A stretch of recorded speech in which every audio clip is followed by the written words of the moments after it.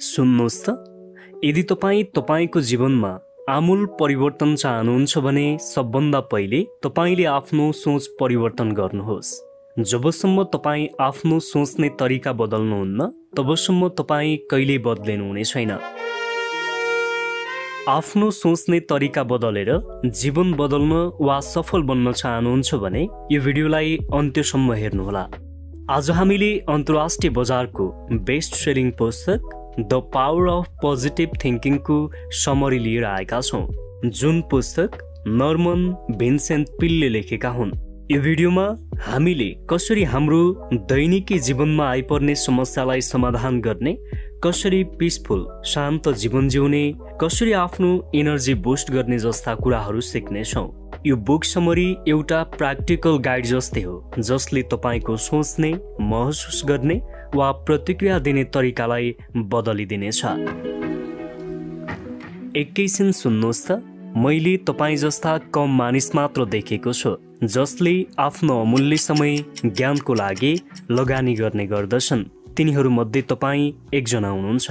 तसर्थ यस्तै ज्ञानको नजिक रहन च्यानललाई सब्सक्राइब गर्नुहोला। हुन्छ त, आउनु सुरु गरौँ बुक समरीको पहिलो पोइन्टबाट। पहिलो पोइन्ट रहेको छ, आफूलाई विश्वास गर्नुहोस्। के तपाईँलाई थाहा छ, तपाईँभित्र एउटा यस्तो म्याजिकल पावर छ जसले तपाईँलाई सफल, सुखी र खुसी बनाउने ताकत राख्दछ।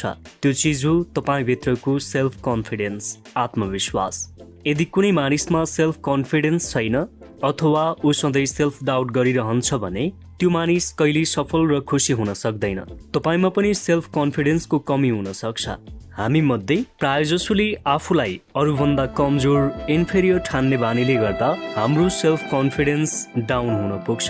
धेरैजसोको सेल्फ कन्फिडेन्स डाउन हुनुको कारण हुन्छ उसको बालापन, सानो हुँदा घटेको कुनै घटना, भाइलेन्स वा कसैसँगको खराब तुलना आदिले गर्दा पनि हाम्रो सेल्फ कन्फिडेन्स विकसित नभएको हुन सक्छ।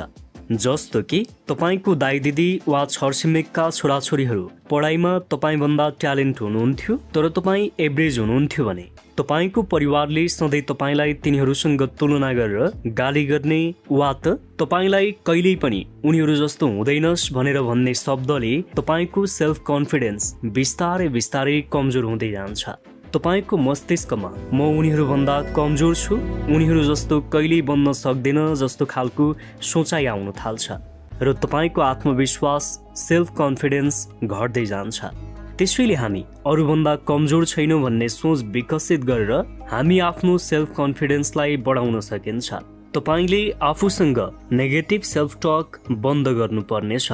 हरेक दिन आफ्नो राम्रो काम वा कुरामा ध्यान दिनुहोस् र आफ्नो बारेमा सधैँ पोजिटिभ मात्र सोच्नुहोस्। यदि तपाईँ पोजिटिभ एटिट्युड र सेल्फ कन्फिडेन्सका साथ आफ्नो जीवनलाई सुरु गर्नुभयो भने सम्झनुहोस् तपाईँले तपाईँको गोल र चाहेको कुरा सजिलै हासिल गर्न सक्नुहुन्छ।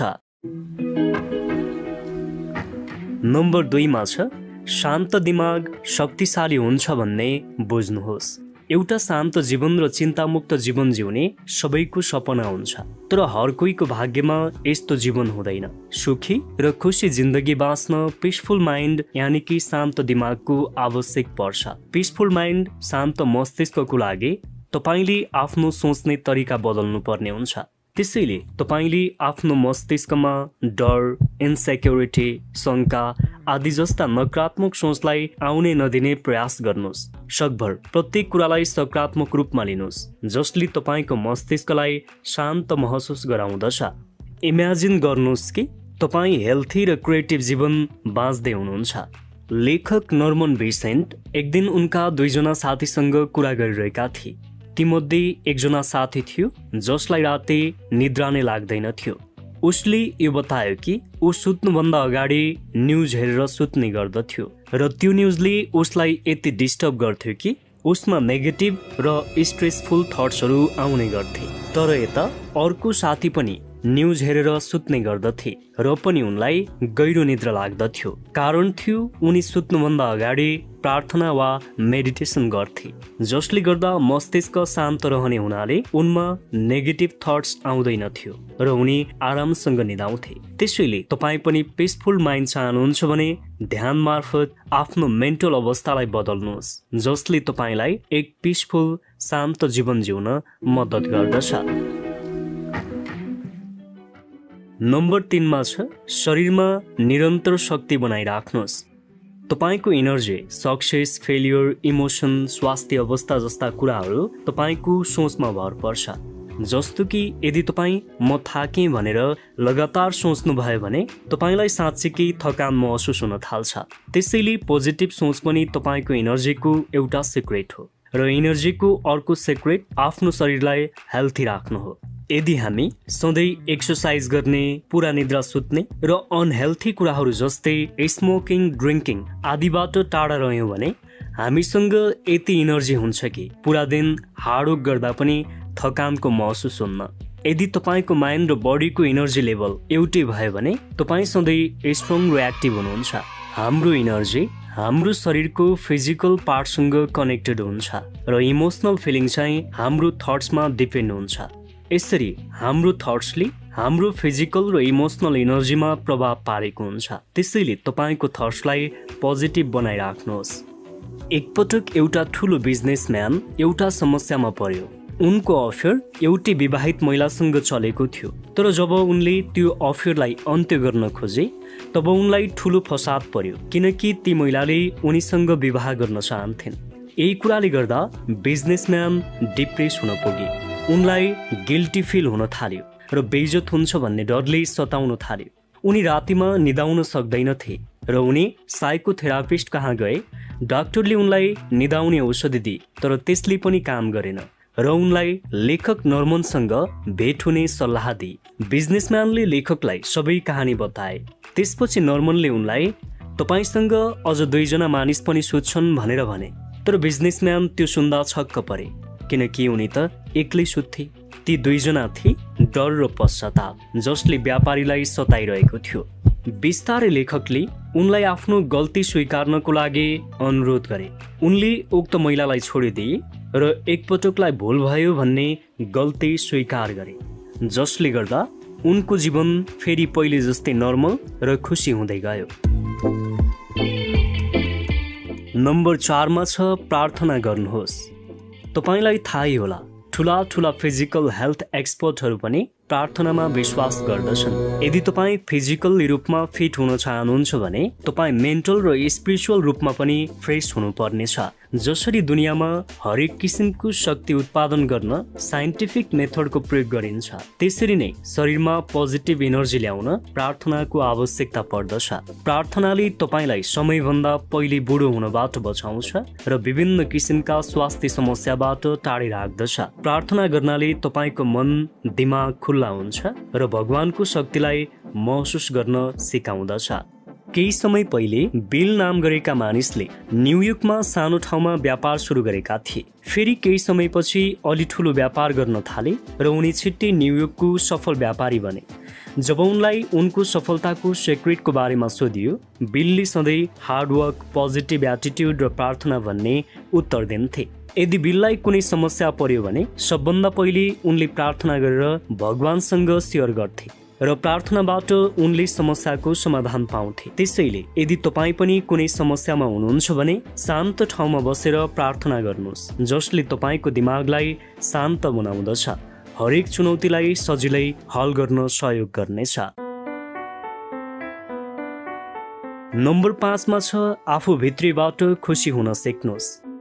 धेरै मानिसहरू आफ्नो रिलेसन वा बाहिरी दुनियाँमा खुसी खोजिरहेका हुन्छन्, तर हामीलाई साँचो खुसी त तब मात्रै मिल्छ जब हामी भित्रैबाट खुसी हुन्छौँ। आफूलाई खुसी वा दुखी राख्ने भन्ने कुरा हामी स्वयंमै निर्भर हुन्छ, किनकि यदि हामी दोस्रोको कारणले खुसी वा दुखी हुन्छौँ भने हामी अरूको कठपुतली बन्न पुग्छौँ। सत्य कुरा यो हो कि धेरै पटक सिचुएसन हाम्रो अधीनमा हुन्न। धेरै कुरा वा घटनाहरू हुन्छन् जसले हामीलाई दुखी र उदास बनाइरहेको हुन्छ। तर यी घटना बाहेक हाम्रो मात्रै नेगेटिभ थट्सले गर्दा पनि हामी दुखी भएका हुन्छौँ।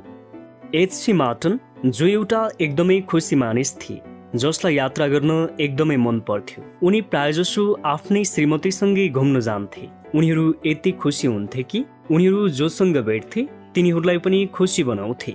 उनीहरू एउटा कार्ड लिएर हिँड्थे। त्यही कार्ड नै उनीहरूको खुसीको कारण थियो जसमा लेखिएको थियो, if you want to be happy let go of hate and worry, live a simple life, always give more than you receive, think less of yourself and more of other people. जसको मतलब हुन्छ, यदि तपाईँ खुसी रहन चाहनुहुन्छ भने घृणा र चिन्तालाई छोडिदिनुहोस्, सादा जीवन बाँच्नुहोस्, तपाईँ जति पाउनुहुन्छ त्योभन्दा बढी अरूलाई दिनुहोस् र आफ्नो बारेमा कम र अरूको बारेमा बढी सोच्नुहोस्। यो कुरालाई तपाईँको जीवनमा लागू गर्नुहोस्। तपाईँलाई थाहै नभई तपाईँ खुसी भएको हुनुहुन्छ। जब तपाईँ सोच बदल्नुहुन्छ तपाईँको महसुस गर्ने तरिका पनि बदलिन थाल्छ। जब तपाईँ भित्रैदेखि खुसी हुनुहुन्छ तब तपाईँको संसारमा खुसी नै खुसी देखिन थाल्नेछ। नम्बर 6 मा छ, रिस र झन्झटको त्याग गर्नुहोस्। तपाईँको जीवन सफल र खुसीयुक्त चाहनुहुन्छ भने यी दुवै कुरालाई त्यागिदिनुहोस्।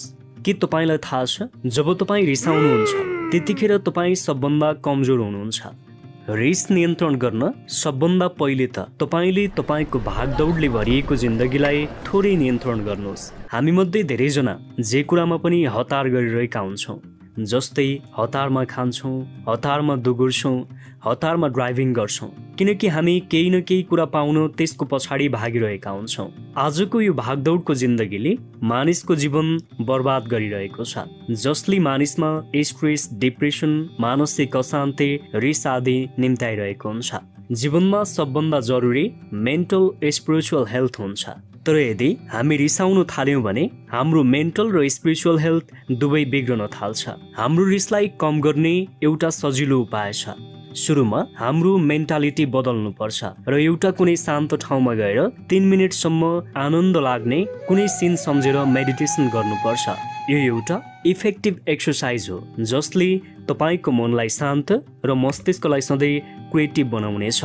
एकपटक एउटा ठुला व्यापारी डाक्टर कहाँ गए। व्यापारी छिनछिनमा रिसाउने गर्थे। उनले डाक्टरसँग आफूले दिनभर काम गर्ने र बाँकी रहेको काम पनि घरमा आएर अबेरसम्म गरेपछि मात्र सुत्ने गरेको बताए। त्यसपछि डाक्टरले तपाईँ यस्तो किन गर्नुहुन्छ, किन अरूको सहयोग लिनुहुन्न भनेर सोद्धा तब उनले रिसाउँदै आफ्नो कम्पनी आफूमा डिपेन्ड रहेको र त्यो काम आफू बाहेक अरूले राम्रोसँग नगर्ने बताए। त्यसपछि डाक्टरले भने, ठिक छ, म तपाईँलाई एउटा प्रिस्क्रिप्सन दिनेछु, यसलाई तपाईँले फलो गर्नुपर्नेछ। त्यो प्रिस्क्रिप्सनमा डाक्टरले भनेका थिए, दिनको 2 घण्टा ब्रेक लिनुहोस्, हप्ताको 1 दिन चिहान घाटमा गएर ती गाडीका चिहानलाई हेर्नुहोस्, जसले कुनै समयमा भन्ने गर्थे कि उनीहरू बिना यो संसार नै चल्दैन। तर अहिले उनीहरू चिहानमा मस्त निदाउँदा पनि दुनियाँ चलिरहेकै छ। डाक्टरले बुझाउन खोजेको कुरा बिजनेसम्यानले बुझे र त्यसपछि उनले हतार नगरी शान्त भएर काम गर्न सुरु गरे। अब उनले बुझिसकेका थिए कि आफूलाई कसरी एप्रिसिएट गर्ने। यही कारणले उनको रिस शान्त हुँदै गयो र उनको कम्पनी पनि पहिले भन्दा राम्रो चल्दै गयो।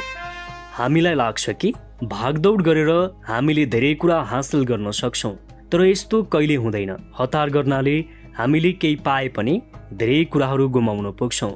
हतार गर्नाले हाम्रो स्वास्थ्य र मनको शान्ति दुवै गुम्न पुग्छ। हुन्छ त, हामीले आजको यो बुक समरीमा राख्यौँ the power of positive thinking. आशा छ तपाईँको जीवन बदल्नको लागि यो भिडियोले मद्दत गर्नेछ। तपाईलाई अर्को कुन पुस्तकको समरी देख्न सुन्न मन छ कमेन्ट गर्नुहोला। तपाईँ र मेरो भेट अर्को नयाँ भिडियोको साथमा हुनेछ। नमस्कार।